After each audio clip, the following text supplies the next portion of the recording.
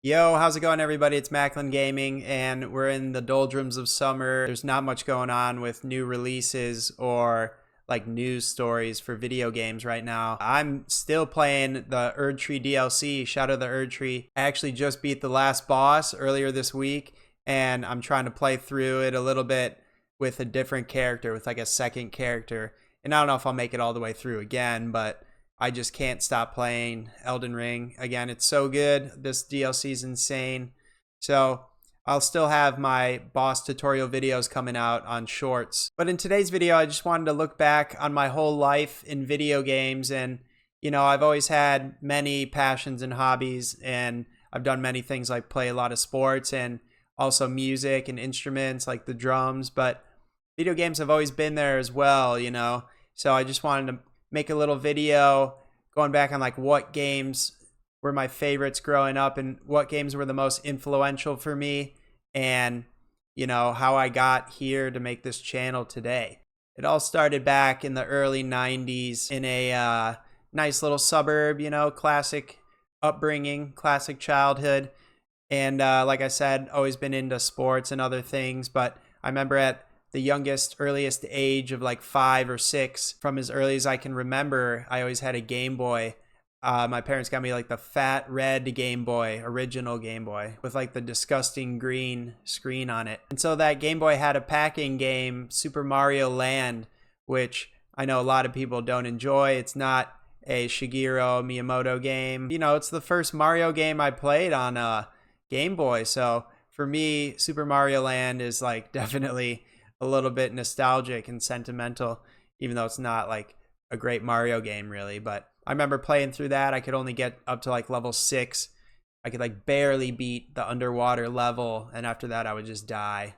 And I don't think I ever even beat it as a kid, because then Pokemon came through and like took over the whole world, and I got Pokemon Blue. I don't remember if someone bought it for me or if I asked for Blue, but I had to play Blue in my red Game Boy, so it was like goofy looking. But I picked Bulbasaur as a starter right off the bat as a kid, age like 7 or 8, and the rest is history. That's why Pokemon is a big series for me, big franchise, and will always show up here or there on this channel. So that was like early days of video games for me, right, in the mid 90s. And then boom, here comes the Nintendo 64. I remember I said this in a different video, but I remember it was like Christmas, I think. And so we opened all the presents up under the tree, and it was a good time. My dad's like, come on, I want to show you something in your room. And so we walked up to my room, and yeah, it was pretty nice as a kid to have a TV in my room. And so the corridor that leads to my room is like a perfect right angle turn. So we had to like make a right turn.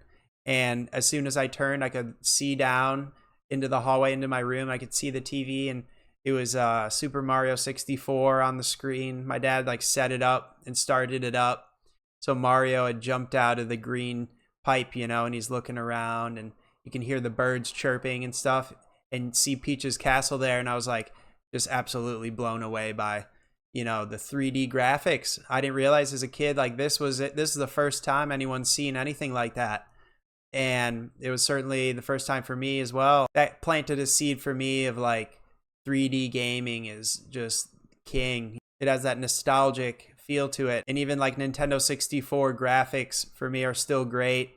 They're still nostalgic, and I love them. I can play my Nintendo 64 on my CRT still to this day. Like, I don't care about the graphics or the 20 FPS that you get in games. But, you know, Super Mario 64, and like I've said in other videos, Ocarina of Time are like big time games for me. And Ocarina of Time, I won't spend too much time because I've talked about it already so much on my channel. That game absolutely showed me how like video games can be a huge open world adventure, like an epic open world adventure, because we hadn't had GTA 3 yet, and I was way too young anyway to pay attention to that stuff. So this game, Ocarina of Time, was like an open world game for 1998. Like, even though today you just see it as like a little like open area game, open zone, but it was like sprawling, like Hyrule Field. It was giant back then, you know. And then you go to like Gerudo Valley, and that's a whole area.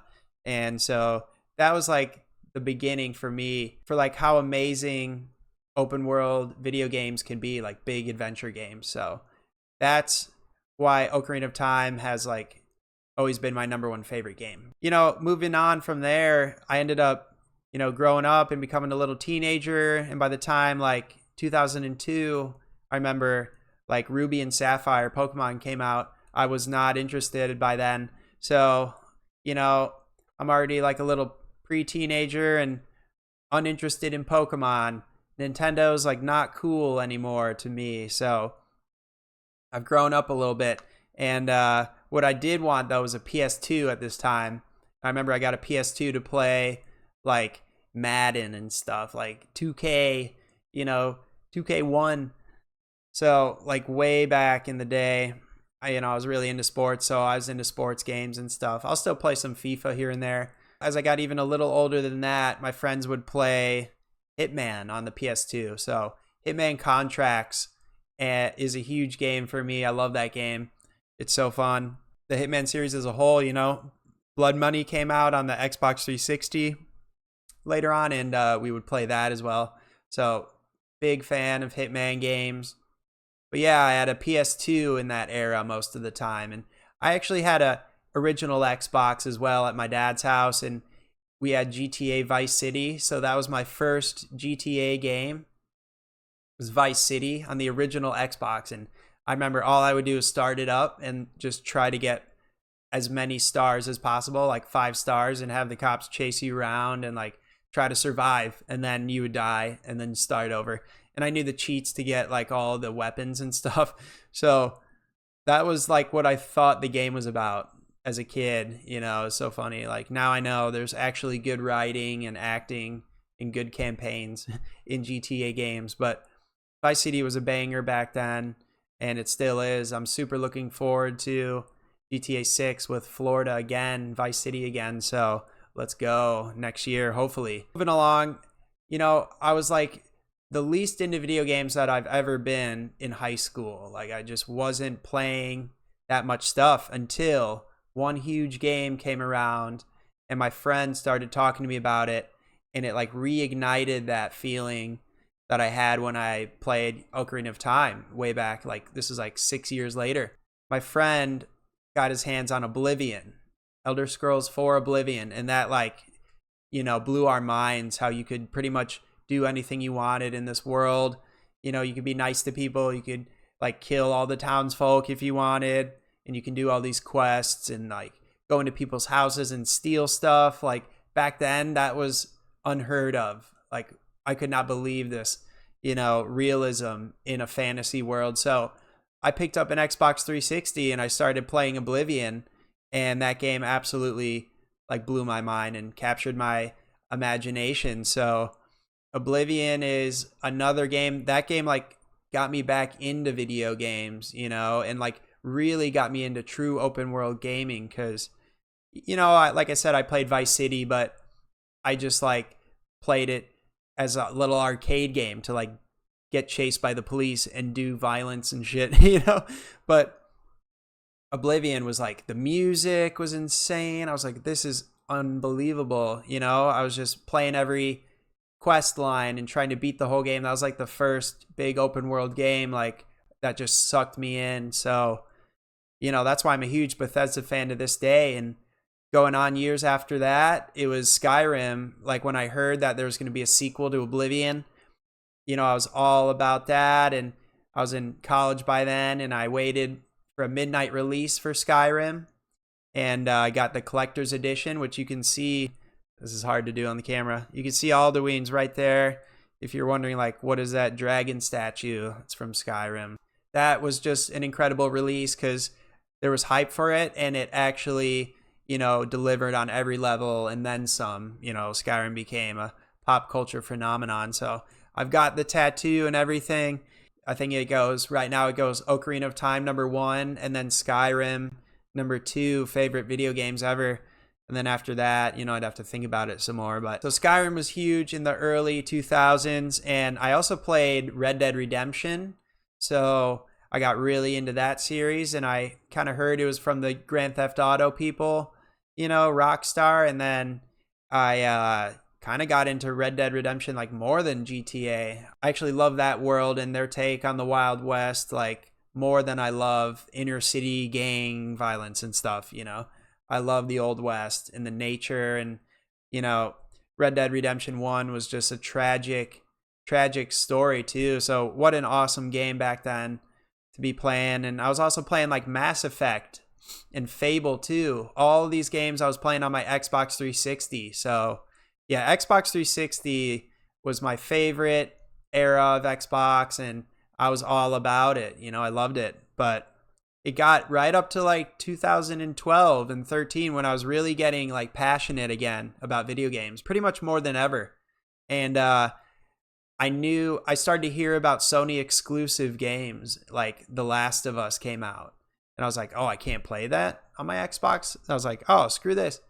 I'm just going to buy a PlayStation 3. And I like sold my Xbox and bought a PS3. And I like, back then I was just, you know, selling one system to buy the next one, and I wasn't collecting. And so I'm super bummed about that because I don't have all my old games. I had to like buy them back and stuff. So, but I did buy a 360 again and a bunch of games. So it's all good. But, you know, I made the move then. It was like 2012 and I made the move to PlayStation. I haven't looked back actually. You know, I got PS3, then I got PS4. Now I'm rocking the PS5. So, you know, it's been Sony ever since. But, you know, when I look back on the Xbox 360 days, that was one of the best eras for me in gaming, like late high school and all through college. It was pretty awesome then. But yeah, ever since college and graduating college, you know, the years just exponentially fly by faster. It's crazy. So that's how I pretty much got here, you know. Everything that happened after college was like PS4. I was still out at Nintendo. This is actually an important part. I'll probably make a whole video about this one topic, but you know, I was out at Nintendo for all these years. During the Xbox 360, I just like wasn't interested. It was too cool.